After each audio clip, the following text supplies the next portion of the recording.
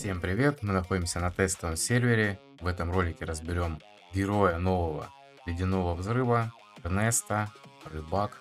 Также немножко пощупал его именно в реальном бою, сделал некоторые выводы и готов с ними поделиться с вами. Также покажу примеры с китайского сервера, где его вообще используют, какие результаты. Ну и также сделаем выводы, крутить его или не крутить, кому крутить и так далее. Поэтому присаживаемся поудобнее. Погнали к разборчику. Если вы хотите поддержать канал, вы можете просто осуществлять свои внутриигровые покупки по моей ссылке в описании под каждым роликом по очень выгодным ценам, за что вам буду весьма благодарен. И также внутриигровой магазин, в ежемесячных наборах вы можете ввести мой код создателя и получать за это каждый месяц бесплатный гелиолит. В первую очередь сразу разберем, вообще стоит ли его крутить, кому крутить. Если у вас, допустим, ну как минимум есть билдель на втором пробуждении, хотя бы, и тем более если есть сова, хотя бы просто с артефактом, то есть не обязательно с пробуждением, просто наличие совы с артефактом и билдель хотя бы второго пробуждения, то в любом случае уже стоит его крутить. Он очень сильно бустанет вашу команду, это первое. Также если по какой-то счастливой случайности вам упал Ансельма, тоже не обязательно с пробуждениями, просто само наличие, то также советую все-таки крутить ледяной взрыв именно вообще в принципе. Если у вас нет, допустим, команды неустрашимости, ну нормальной сборки, там, чтобы Маштур был, Сельва и так далее. Ну и плюс герои именно неустрашимости на пробуждение, потому что это очень дорого, очень сложно собрать.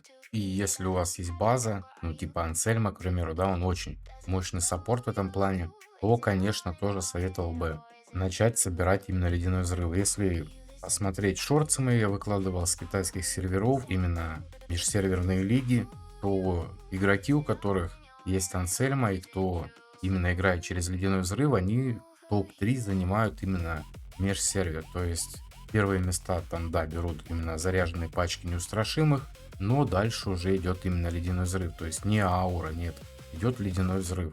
И довольно-таки очень хорошие результаты показывают. Также по поводу боссов континентальных и так далее. Допустим, вот я видел на Китае бьют шмыгли вообще в 5 ДД. Кто-то бьет, в принципе, Элисебру. Такие результаты они показывают на Элисебре. Тут уже не используют Филосию, потому что, ну, на Элисебре там, да, сложноватенько. Также вот команда на той же Элисебре.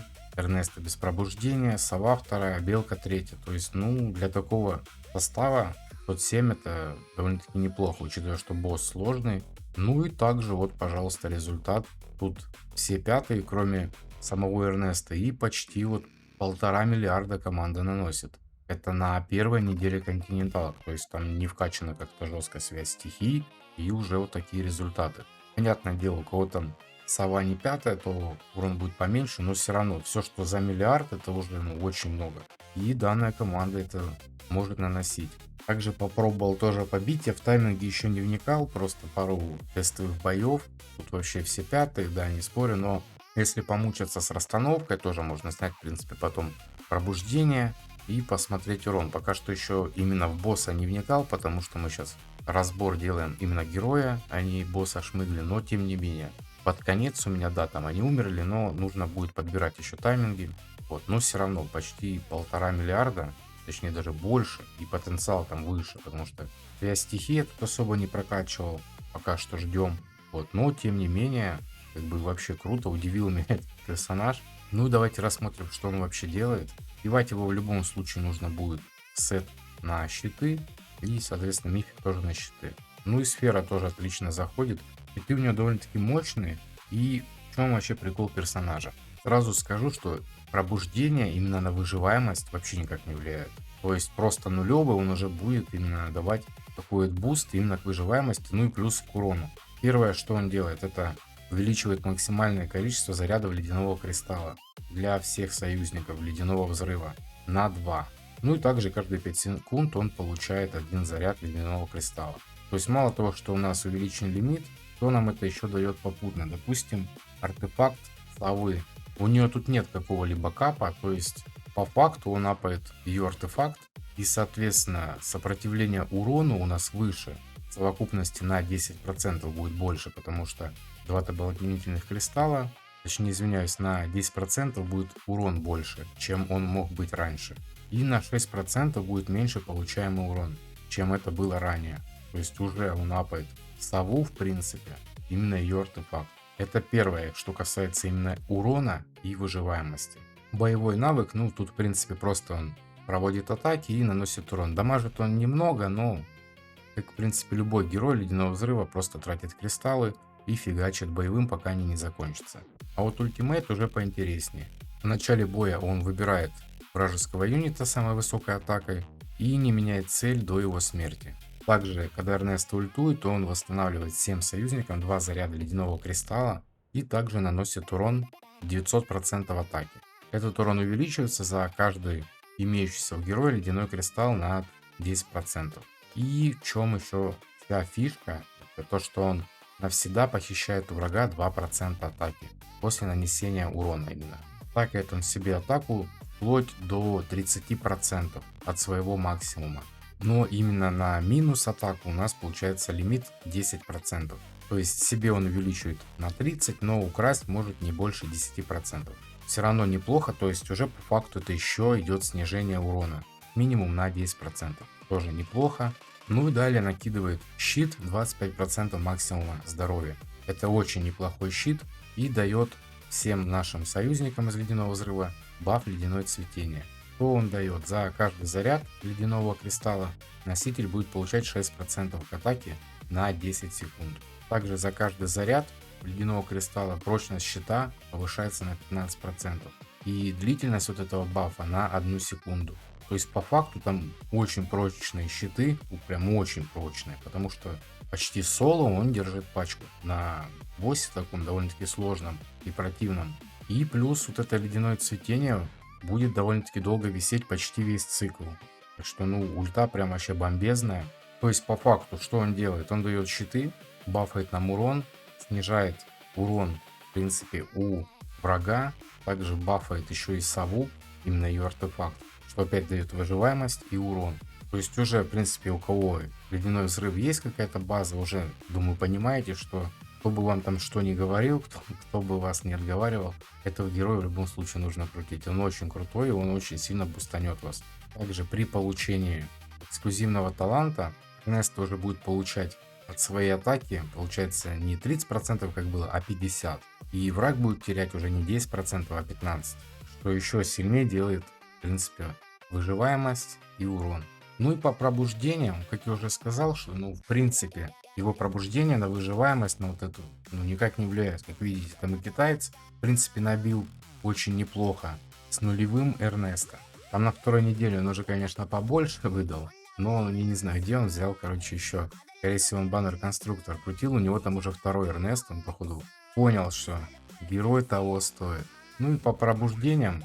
Первая пробуда, получается, лечит его, когда погибает враг. Далее вторая пробуда уже, когда он бьет боевым, будет накладывать уязвимость по льду на 10 секунд. По факту это будет просто повышение урона на 15% от всей нашей команды. Далее статы, шанс крита, крит урон, атака. Ну и пятая пробуда, как обычно, имбулька. Каждый раз, когда он будет получать один заряд ледяного кристалла, именно от пассивного навыка, напомню, КД там 5 секунд. У всех союзников будет расти шанс крита и крит урон на 4%. И также это суммируется до 15 раз. То есть по факту он будет давать 60 шанса крита и 60 крит урона. Это вообще просто для ледяного взрыва, особенно для белки, это очень много. И в чем еще связь? То есть насколько мощное пятое пробуждение, сейчас тоже объясню. То есть этот бонус идет на саму билдель. Этот бонус идет на сову. Сова, получается, ультует. И вот от этого бонуса уже статы будут передаваться на билдель. То есть понимаете, да? То есть по факту можно даже не сову докручивать, а профит не будет именно упор делать на Эрнеста. Потому что профит не будет докрутить его до пятого пробуждения, нежели сову. Сова это уже на потом. Как бонус какой-нибудь, если вдруг возможность где-то будет. Но это именно приоритет. Как вторая пробуда будет, в принципе, апать урон. И пятая просто будет жестко. Очень жестко бустить. Потому что опять идет вот этот упор на сову, ну и соответственно и на билдель. То есть, думаю, поняли, да? И я еще не видел уроны на воронке времени именно с пятым Эрнеста. Там пока что китайские игроки бьют либо без пробуждения, либо максимум второе, но уже так на пяточки начинают наступать неустрашимым. Что будет с пятым Эрнеста, я не знаю. Мне ж самому интересно, может время будет, проверю. Ну и немножко давайте в бою покажу, что вообще происходит, как все тут работает на примере Шмыгли. Так вообще этого босса бьют неустрашимыми, ну либо такие серьезные ребята, типа того китайца, который у меня на сервере, бьют просто 5 дэмэдж дилеров. И по факту эта команда бюджетнее, нежели неустрашимости команда, которую ну, сюда заряжают в принципе. И они наносят примерно одинаковый урон. То есть по факту вот эта команда будет дешевле, нежели неустрашимости. Потому что там саппорты, типа Маштура с пробудами, вот их собрать сложнее. Также можете наблюдать, сколько кристаллов у нас теперь. Получается 7 кристаллов у нас висит. Так что расширилась панелька. Я пока что именно конкретно данного босса еще с расстановкой не разобрался. Как тут что лучше сделать. Потому что я смотрел у себя на сервере на китайском. Там почему-то именно все в атаку сделаны. То есть нет того, кто конкретно танчит. То есть тут надо как-то что-то придумать, чтобы Шмыгли именно бил двух разных. У меня он почему-то всегда к одному пристает. Вот как бы я их там не расставил, все он бьет одного. Вот поэтому, ну, в принципе, все равно. Шина тут вообще меня без отхила. То есть, ну, он ее до конца держит, просто нужно ставить так, чтобы он ее не трогал. Да, у меня, если что, Шина занимается рассеиванием именно усиления. То есть у нее подхила нет. Она живет здесь чисто только за счет щита, который дает Эрнеста. Тут я пока в тестовом варианте вот что-то такое пытаюсь придумать. Такие какие-то тайминги пытаюсь подобрать, но пока что еще не подобрал. Но опять-таки мы разбираем именно Эрнеста, а не босса. Что касается самого героя, думаю, поняли, да? То на пробуждение внимания особого пока не зацикливаем, потому что это я просто пробовал.